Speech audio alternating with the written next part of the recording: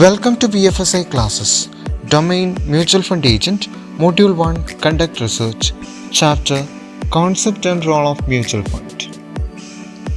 After completing this chapter, you will be able to describe the concept and operation of a mutual fund and list the advantages and disadvantages of a mutual fund. Now we directly move into the topic. There are various investment options available for any citizens. Savings deposits, fixed deposits, and share markets. But there is a very important investment option, that is mutual fund. Now let us look into the details of the mutual fund, what it means and what will be this. A mutual fund can be defined as a professionally managed investment scheme, usually run by an asset management company that brings together a group of people and invest their money in stocks, bonds and other securities. That means a mutual fund is a product used by investors to make a return, and investors get together and create a common pool of money, and investors share the same financial goal. Now let us look into how the mutual funds operate in the market. In the first step, investors pool their money. That means a group of investors pool their money together for the purpose of investment. After this pooling, the second stage, a fund manager invests pooled money in securities. That means the fund manager is appointed by a mutual fund company who is authorized to invest the pooled money in securities. The fund manager invests the money collected in the predetermined securities after proper research. This will be done after the proper research by a fund manager. In the third stage, the returns are generated. That means the value of the securities fluctuates as per market conditions. If the securities appreciate, it results in positive returns. If the securities depreciate, the vice versa happens. In the final stage, returns are distributed amongst the investors. That means the returns are given back to investors as dividend and capital appreciation. So that it is called mutual fund because there is a mutual return for asset management company or mutual fund company and for the investors also. Now let us look into the process in a nutshell. That means investors pool their money first, and the fund manager invests the pooled money in securities, and returns are generated and returns will be distributed amongst the investors. This is called a mutual fund flow cycle. So the mutual fund operates on this cycle always. Now let us look into the various mutual fund terminologies.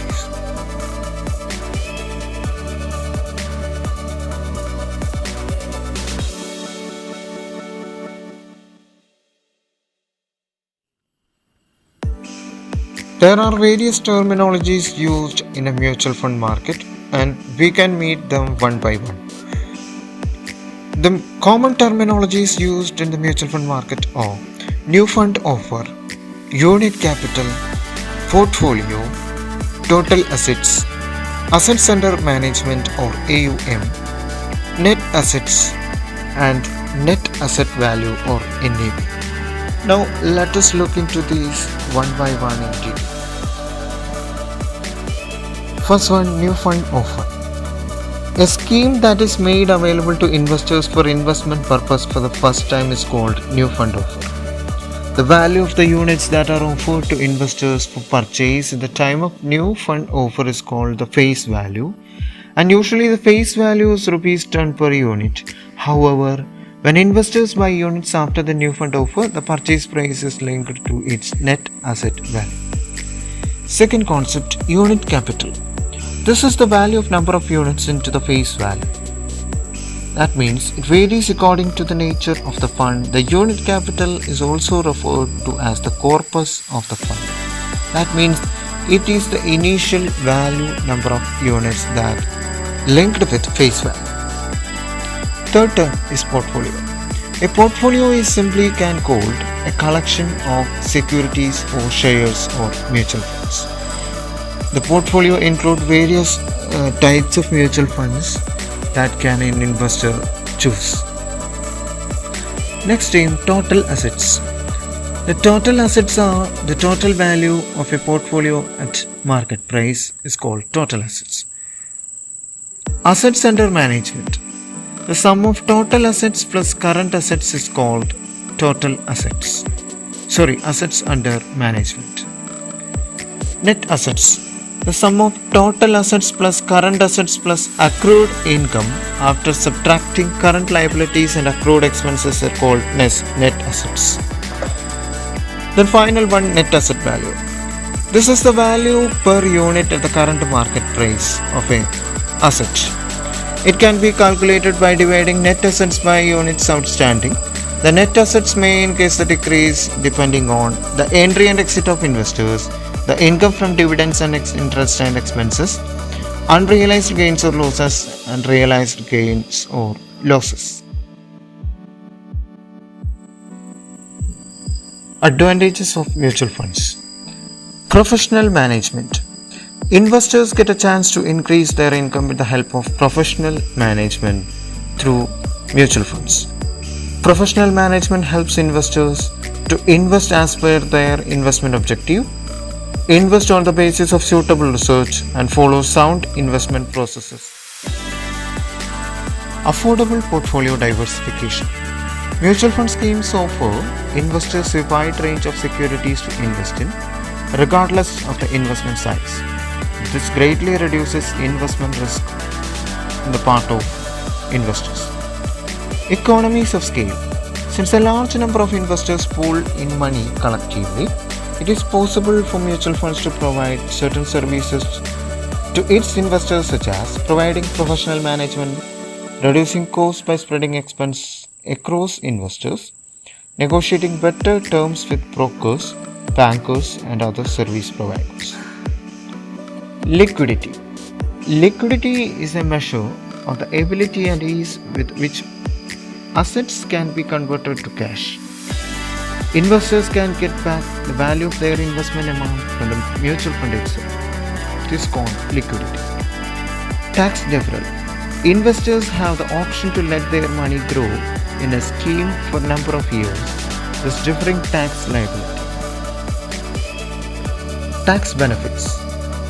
Certain mutual fund schemes reduce the taxable income of investors by allowing the amounts invested to be deducted from the income liable to tax.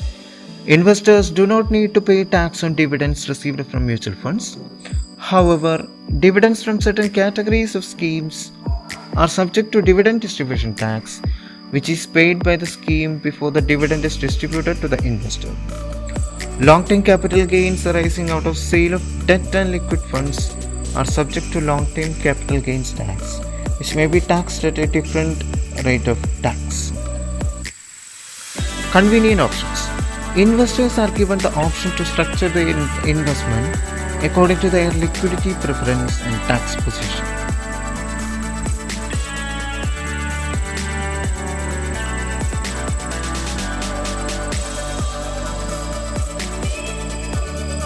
Investment comfort. After investors make an initial investment with a mutual fund, the investment process for future investments is very simple. Regulatory comfort. SEBI protects mutual fund investors by ensuring that strict policies and processes are followed with regards to mutual fund structure and activities. So all mutual funds are regulated by SEBI and it is protected by SEBI. Systematic approach to investments. Mutual funds help investors to invest regularly through a systematic investment plan and withdraw amounts regularly through a systematic withdrawal plan and move money between different schemes through a systematic transfer plan. Now we move to the disadvantages of mutual funds. There are three main disadvantages for mutual funds. First one, lack of portfolio customization. That means unit holders do not get to decide which securities or investment should be bought by the scheme.